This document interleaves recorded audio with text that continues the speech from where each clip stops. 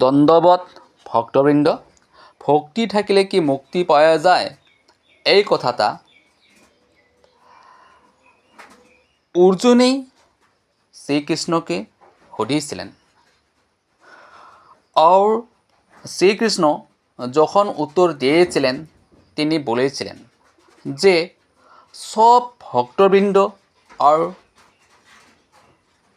সাধু যখন পবিত্র মনে ভাব রাখি ভক্তিভাব সহকারে ভগবানকে স্মরণ করলে অবশ্যই মুক্তি পাওয়া যায়। সেই জন্য আমরা সবাই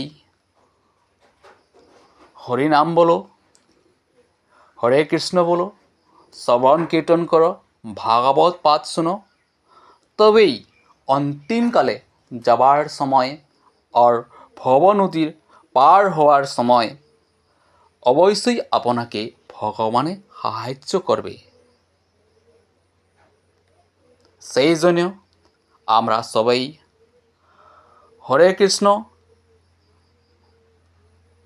নাম সে স্মরণ করো আর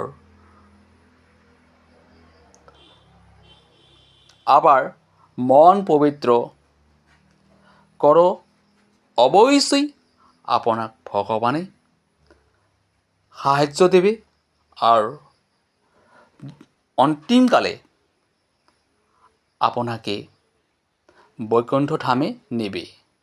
রাধে রাধে।